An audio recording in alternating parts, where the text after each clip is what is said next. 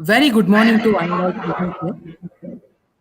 I, Shashankian, Assistant Professor in the Department of Computer Science and Engineering, who is privileged to welcome IAS Officer Shri Naveen, Dr. Naveen Bhatt, Karnataka Cadre IAS Officer of 2017 batch, who is currently serving as Chief Executive Officer in Udupi Jilla Panchayat.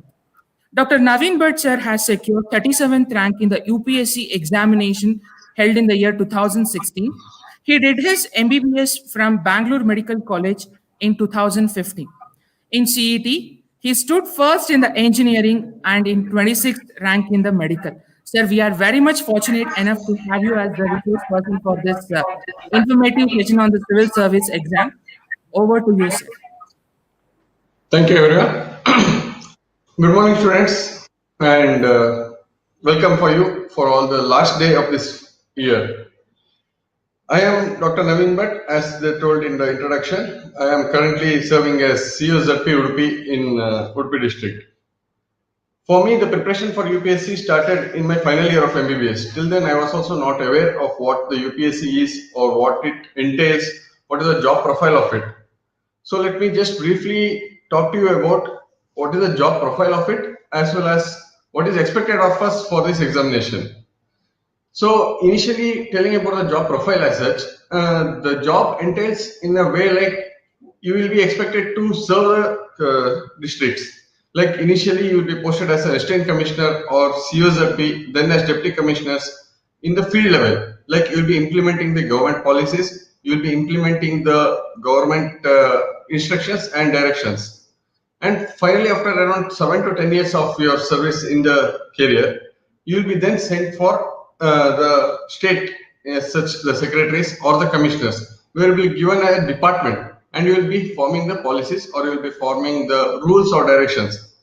To tell it in a lighter way, like as you know, the state government has announced that the schools will be opening from tomorrow. The schools will be opening from tomorrow.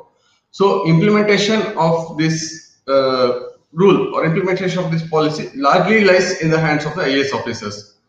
So we are making preparation, we are discussing with the education department what are the precautions to be taken with respect to the COVID and so on. So this is just one facet of it.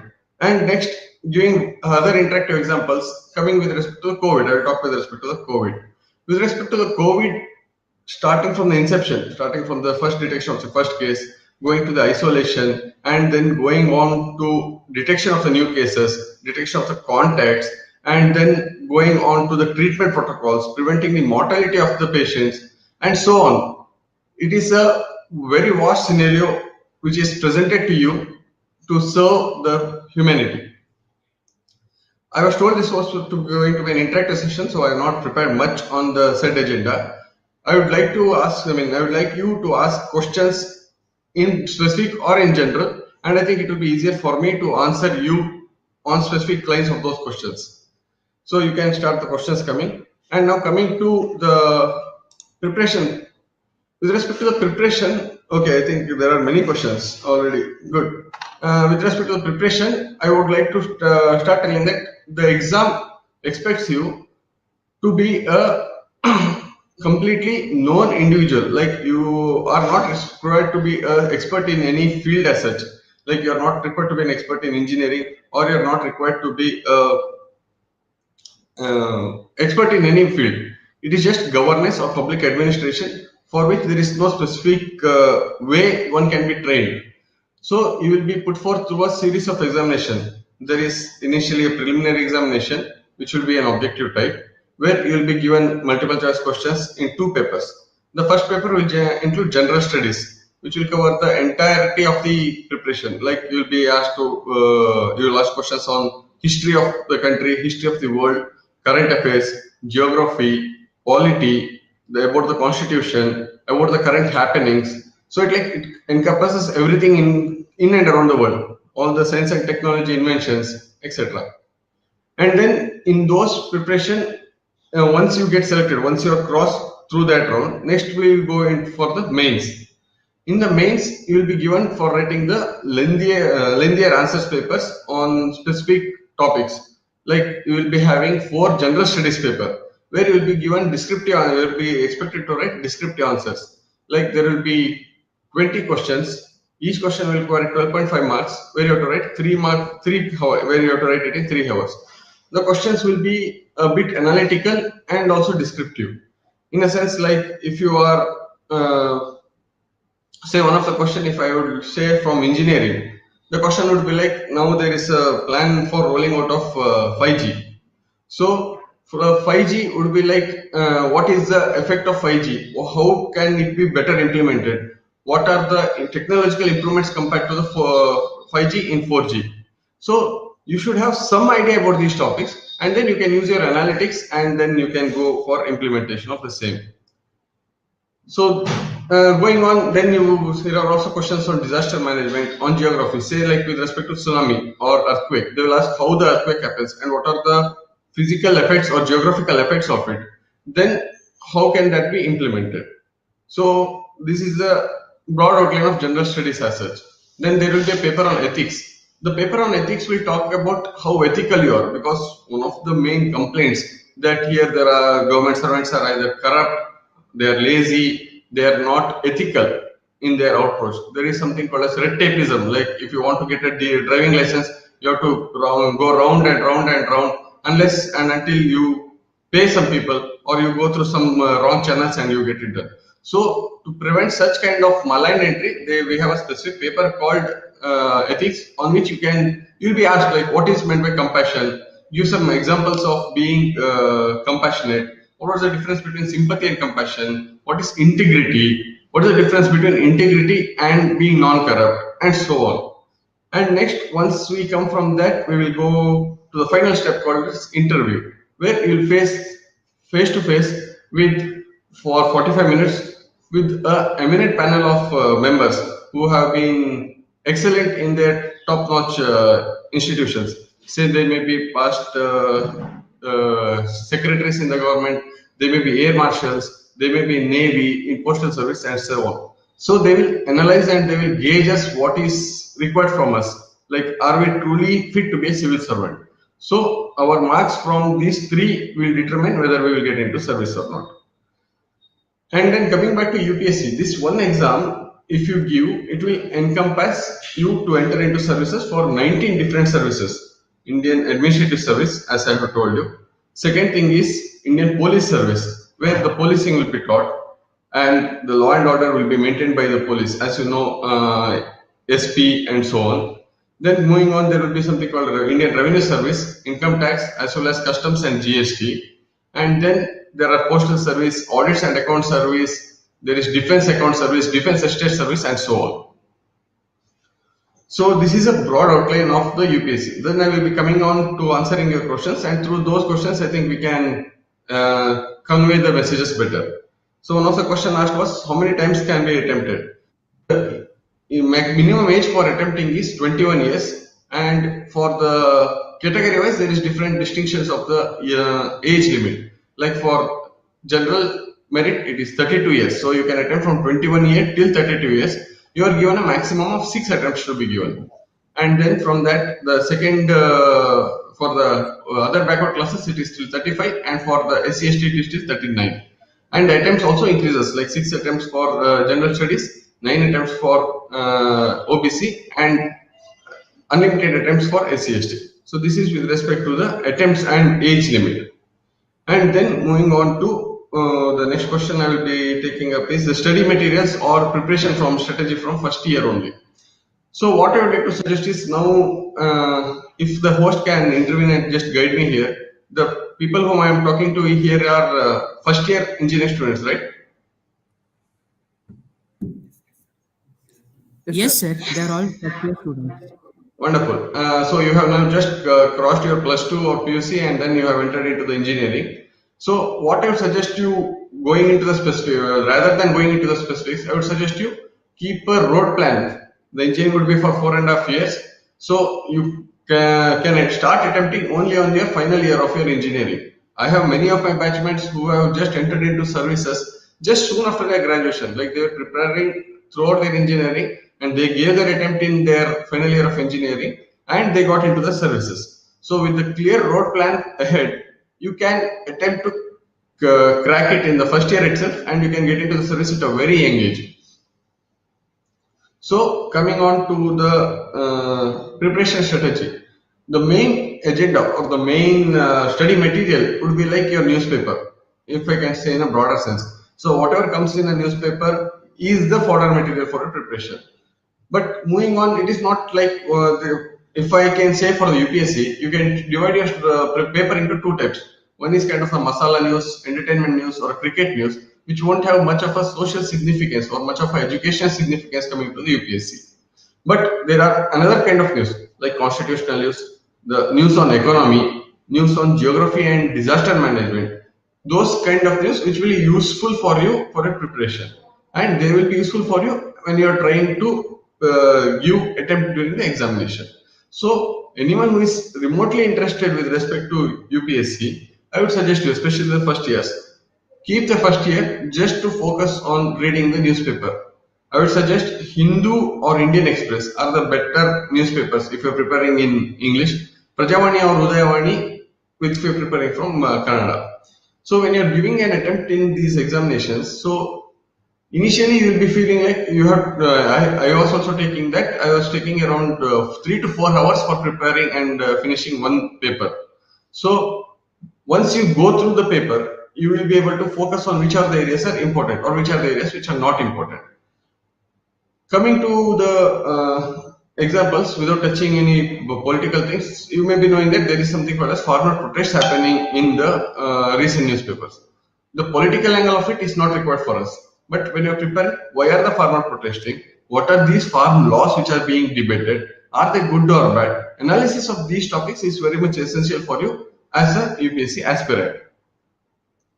So this is with respect to the initial newspaper. Then moving on to the basic strategies, the NCRT or our textbooks of 8th, 9th, 10th.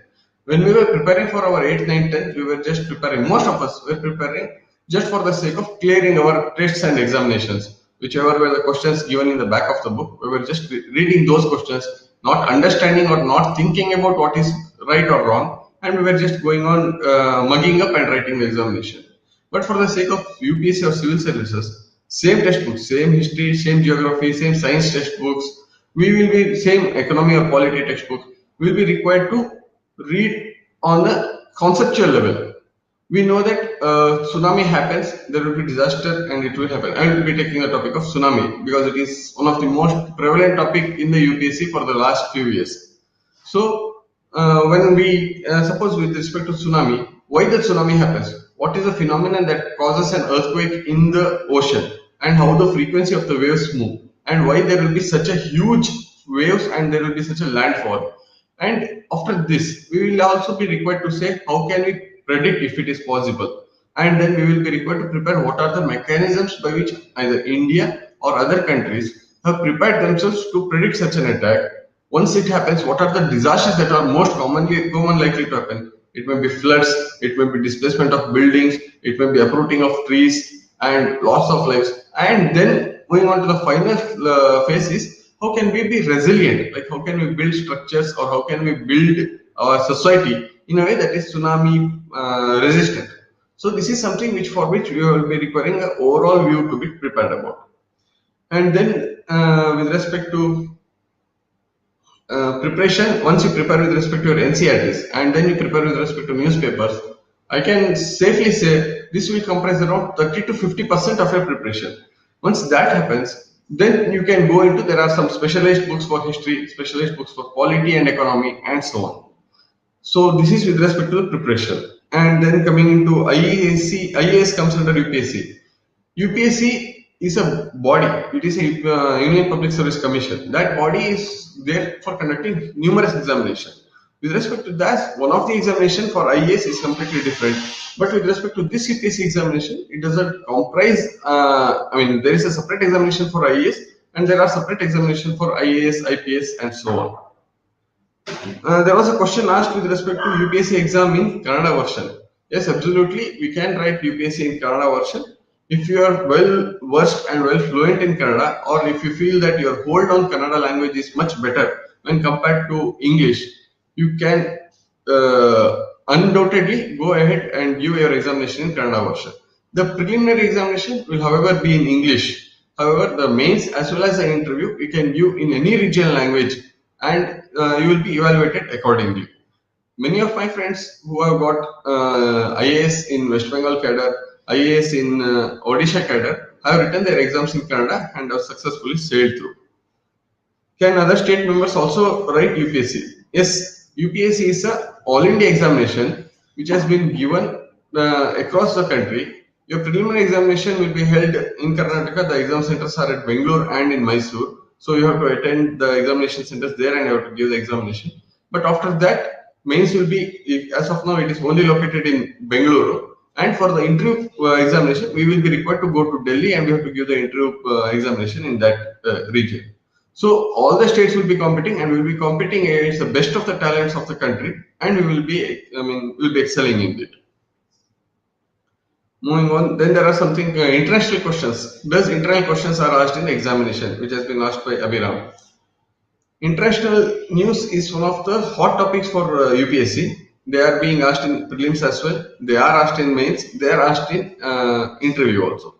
Among this service, I forgot to add, along with IAS and IPS, there is also Indian Foreign Service, for which you will be qualifying, you will be giving the examination.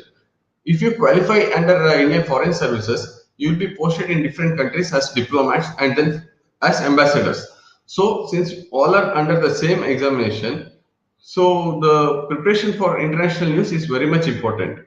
Our questions may be from the US elections or the way the elections are conducted from US, comparing between US and India. Because in US it is still a ballot type of elections, while here we have examination elections through EVM based.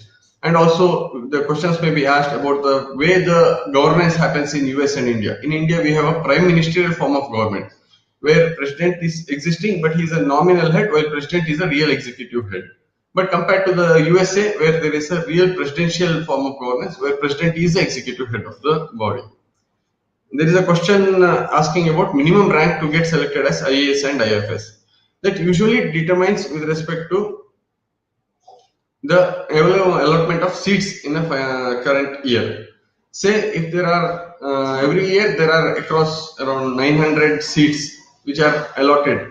So for those 900 seats comprising of IAS, IPS, IFS, IRS, IAAS and so on, there will be current vacancy positions shown.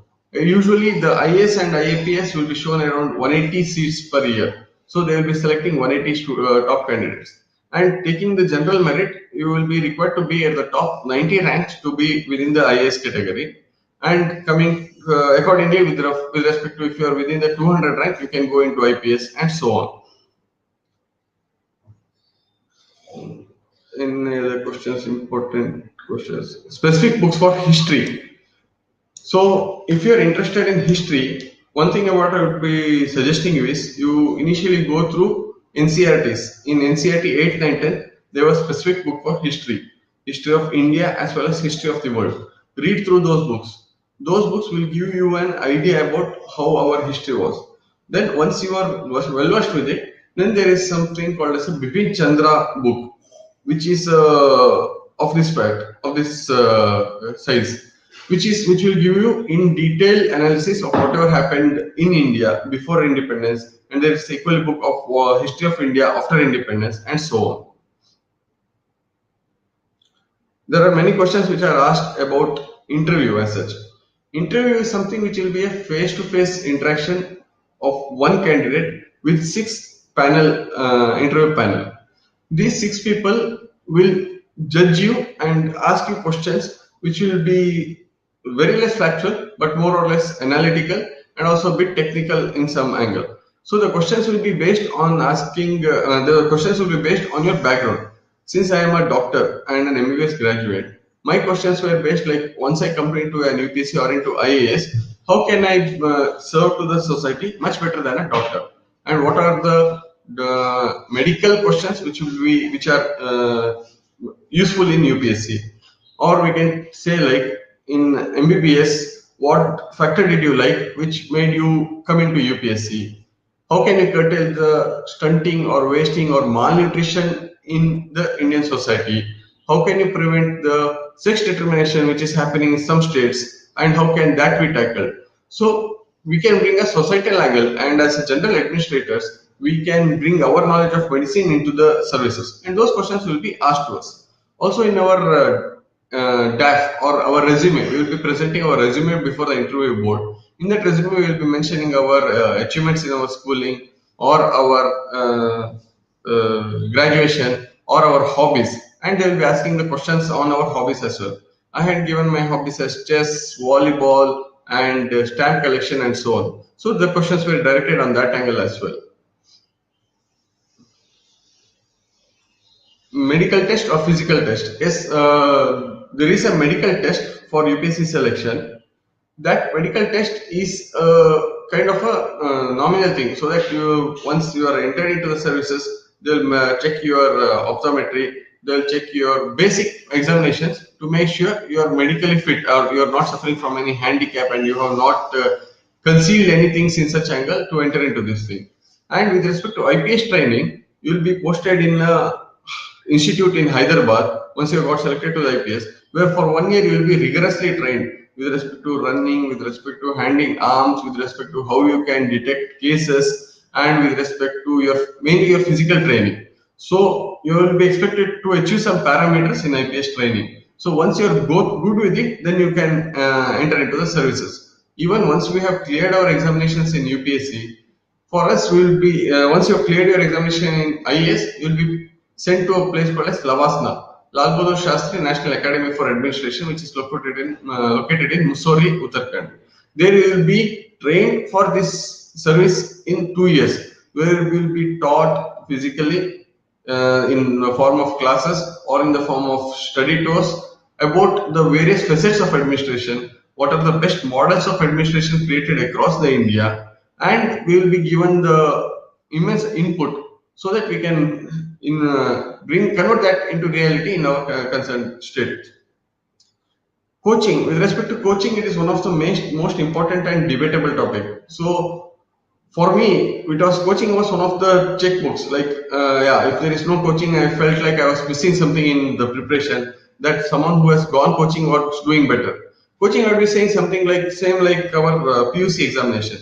You guys all have cleared your PUC and also have written the NEET or CET and then gone through the engineering examination. So I would just say that how much relevant is coaching for you for your clearance of PUC. Same amount of coaching importance is there for UPSC also. If you have self-determination where you can say that no, I have the my self-discipline and I can prepare myself in a much better way. So I will be able to prepare myself rigorously, sustainably on my own. Then there is no requirement for any coaching as such. You can the study material as well as the studying strategy is immensely available in internet, and if there is any doubts for you, you can just put the concerned topic. Say if you're doubtful about the status of scheduled caste and scheduled tribes, or there is something called as a PVTG, particularly vulnerable tribal groups, whose groups are getting smaller and smaller because of their neglect. So if you want to learn more about them and what are the schemes brought by government and what can be done for that, you just put that thing on your Google space and then just type UPSC next to it. You'll get immense topics or immense study materials on those current topics itself. So coaching is not necessarily required for you to understand. Coaching will just bring discipline to those people, like someone who is not interested to study or who is not so much dedicated to study. Seeing others study or seeing others focus, he will get himself motivated to study. This is the first point.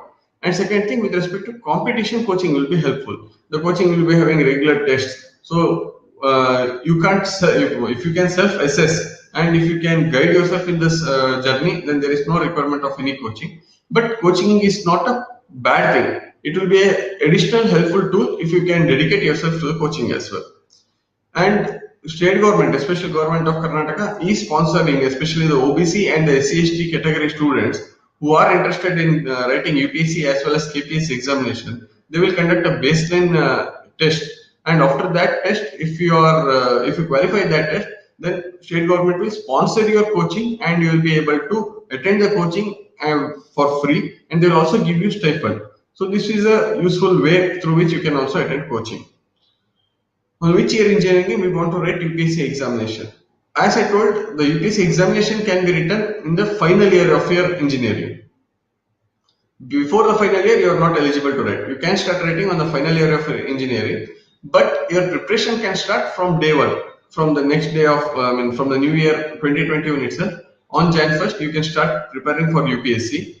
I will just ask you, go home, take today's newspaper, read today's newspaper thoroughly, not just the headline or not just the masala topics. Just read the entire newspaper.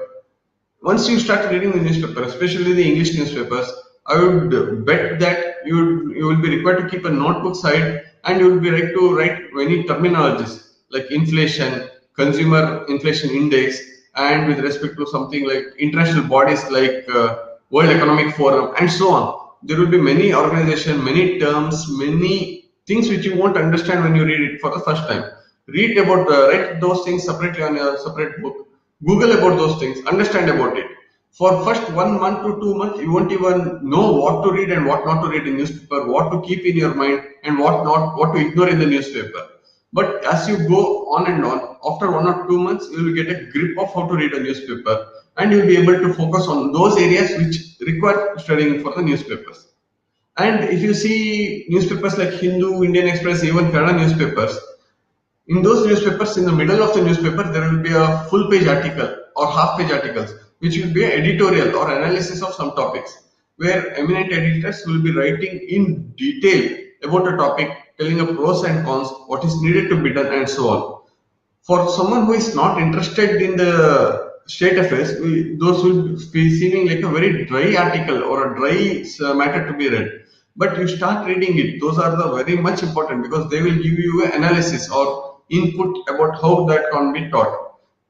Especially coming to say COVID. With respect to COVID, when you start reading it, you will get to know what the state government is doing, what Indian government has done much better compared to US, because you can see that there are still more fatalities happening, there is still more cases there, while here we have largely curtailed it. What have we done right and what have they done wrong, or what are we still prone to? Now there is a new strain called UK strain coming. What are we required to be prepared for? So these will make your preparation much more sound and much more useful.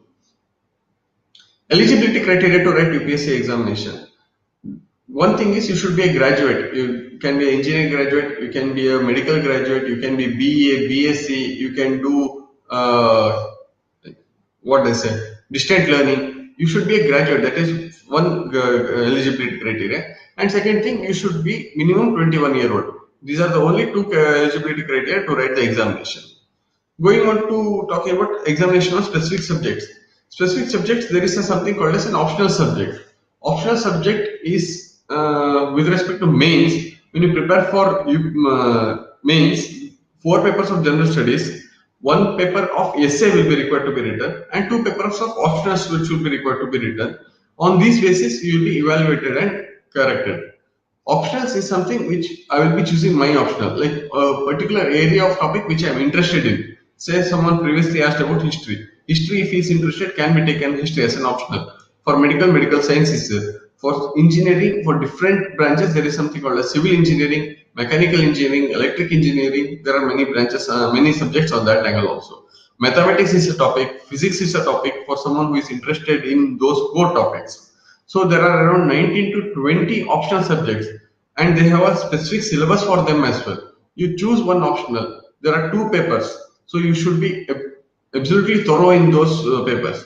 Why am I saying the requirement of absolutely thoroughness in everything what I am repeating right now is for this examination across India, around 10 lakh people will be thinking of preparing or they will be aspiring to prepare.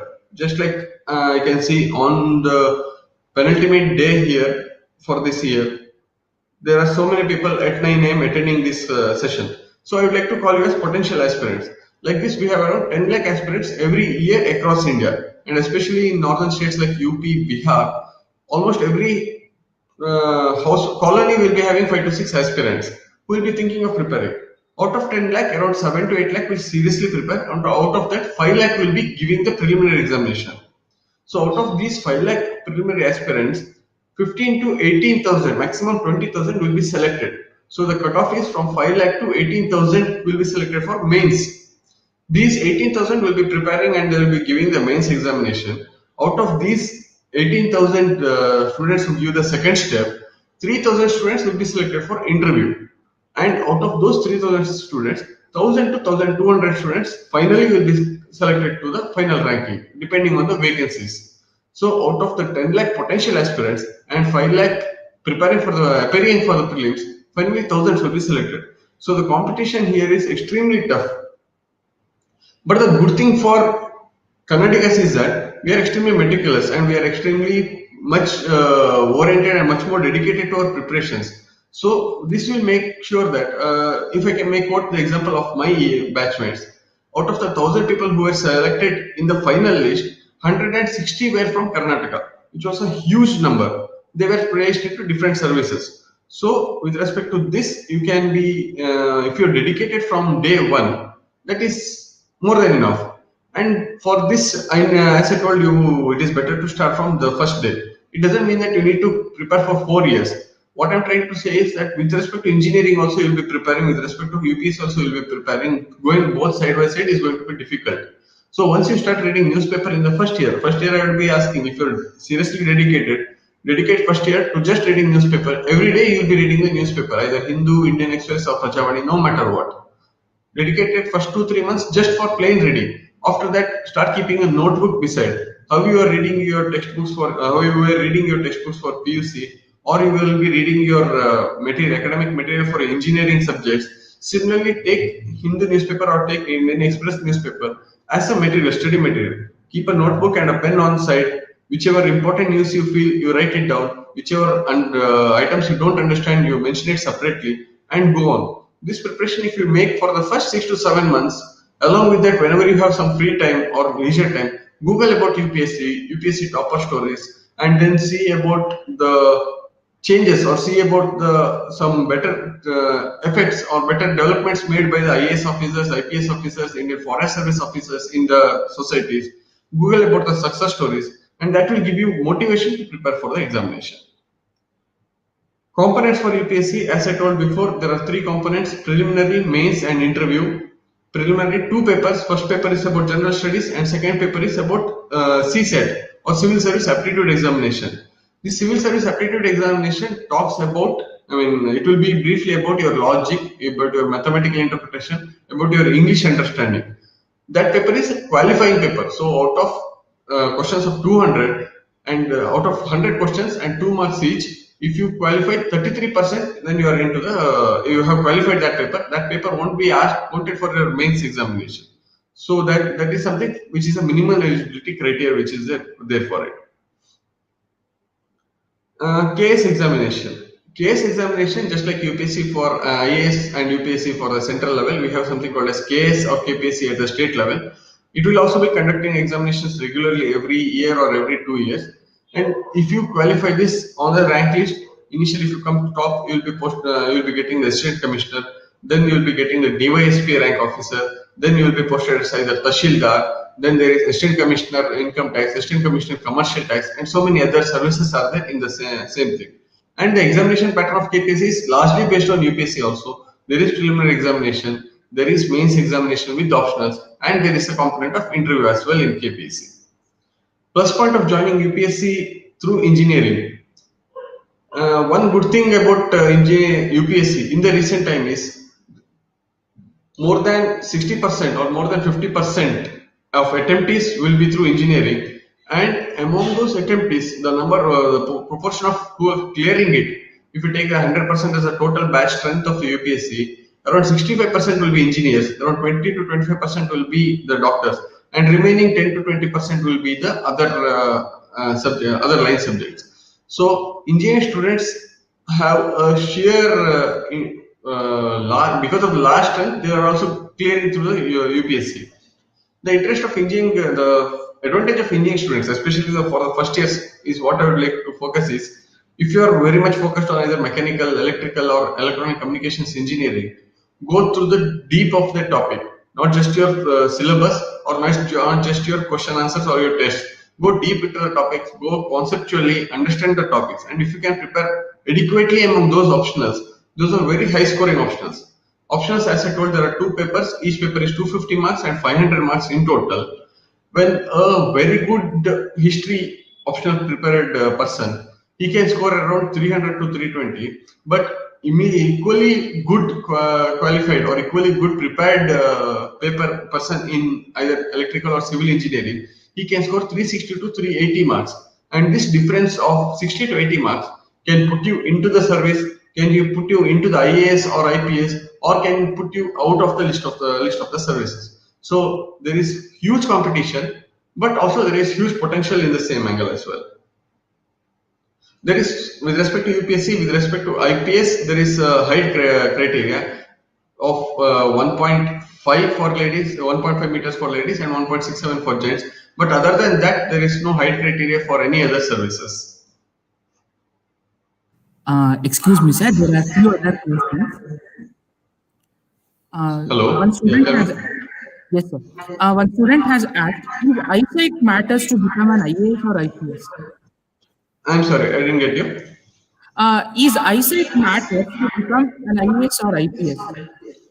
One of my batchmate, Kempa Honaya, he's also from Mysore. He is currently posted as Assistant Commissioner, IAS Assistant Commissioner in West Bengal. He has been blind from his 7th standard. So eyesight is absolutely not at all a problem for anyone who wants to prepare for UPSC.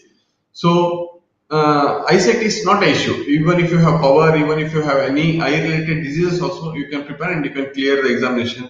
You can hire a scribe, and the scribe can write an examination. It can be done.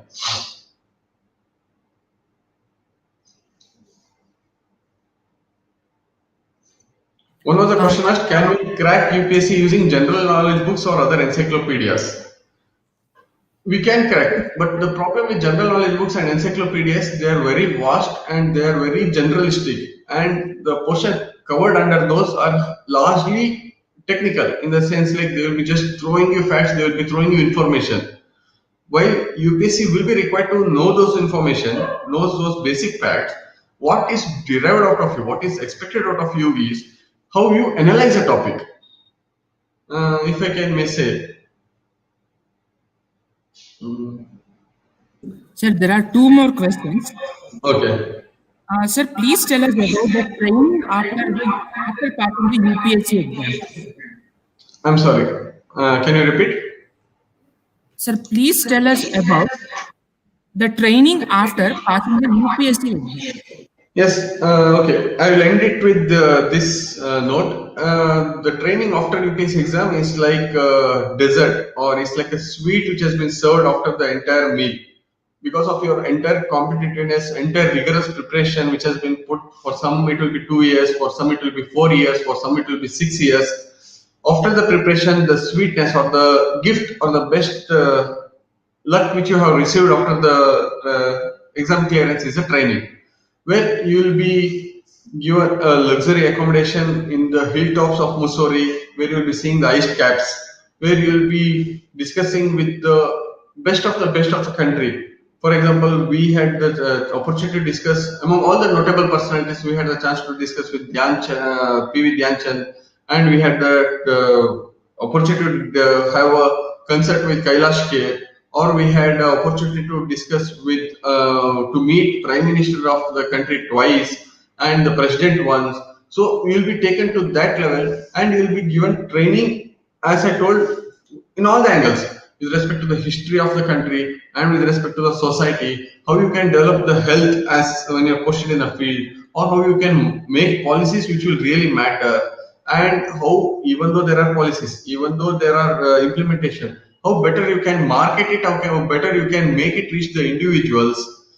And in the and also there is something called as Bharat Darshan, where you will be taken across the country and you will be showcased the best practices or the best way each district is handling their specialty things. For example, in Mysore, we have a Girijana tribes, and the NGOs over there are managing it in a much better way. So, how are they doing it? So, the people who come from different states will be shown those things, and eminent structures. Like if you take in Mysore, we have a Mysore sandals factory, or in Mangalore, we have MRPL and MCF. In the Karwar, we have the coast naval ports. We'll be taken inside. We'll be shown how are they working, what are their achievements, and so on. So all in all, and also we'll be mingling with the IAS officers of all the states. So we'll be having a panoramic culture, and we'll be getting that wonderful experience of 2 years sharing our experiences with different people from different states, and it's really a very good experience for us. This is with respect to IAS. And then with respect to IPS, you will be taken into a Sardar Vallabhbhai Patel Academy for Policing in Hyderabad, where you will be trained very rigorously with respect to physicality, with respect to your aim, and with respect to your shooting practices. And you will be taken in, you will be taken into places like Jammu Kashmir and Kargil, where our soldiers are fighting day and night, and you'll be made to interact, and will be made to realize the sacrifices made by them. And you'll also be taken to an interest attachment for interacting with the other law and order agencies, and how what are the technological and other advancements they have made and what can be implemented here. So in this way, we will be as a once we have been selected, we have to be called as a probationer. It's like we are a trainee. The trainee will be exposed to the best of the best practices at the local level, at the state level, at the national level, and the international level. So we can take the best of the practices and we can implement it in our district level. Sir, there is one last question. Okay. Our optional subject essay type or choice type? Optional subject essay. Our optional subjects are essay type or choice type? Multiple Optional, choice. yes. Optional subjects are descriptive type, like with respect to either engineering or medical science, or where you will be writing your VTU based examination or other deemed examination, where you will be asked to write around 10-mark question or 20-mark question of 1 page, 2 page, 2.5 page. Similarly, the optional subjects will be on that angle only. With respect to civil engineering or mathematics, you will be post problems or questions asked over there, where you will be asked to draw and explain in a very detailed manner. So the options are descriptive form, where you will be once this is just a orientation session for you. Once I have told who are really interested, they just Google about the UPSC. If you are with respect to optional, choose optional, and then go into the syllabus of it, and then go into the past 5 years or past 10 years question papers of it. For those who have just, since you have all just cleared your PUC, I would suggest you go into the papers like botany or agriculture or zoology, where once you see the syllabus, you will be able to see some things which are similar to you. Or you are preparing your engineering. If you want to select your option from day one, select option like civil engineering or mechanical engineering. Go through those syllabus and make a note of it. Then once your academic syllabus comes, mark those topics which are there for UPSC, compare those, and then you can go ahead with that angle also. So I think if you plan properly for the next 4.5 years and go slowly, I'm not telling like from day one you have to focus completely on UPSC. You have to have a planning. Your focused preparation may start even in the final year of your engineering. But that plan and the strategy, like for my first year of my engineering, I should be just completely focused on newspapers, and I must be able to clear the art of reading newspaper. Second year, I am completing all the NCERT books. Third year, I am going to touch some of the core subjects. And final year, I am starting my preparation properly. This broad idea, if you prepare, I am 100% sure that you can clear your attempt in your first exam in your first attempt itself. Thank you so much, sir. So that was the questionnaire that has come from the students. So we are ending the session now. So on behalf of Vidyavataka College of Engineering, I'd like to express my heartfelt thanks for your cooperation, sir, for taking this session in spite of busy schedule. Uh, Thank you so much, sir. Thanks a lot for joining the session live. And I thank all the students who asked all the questions, but due to short time, we were unable to take many questions. So thank you all. Thank you so much. Once again, thanks a lot, sir. Thank you.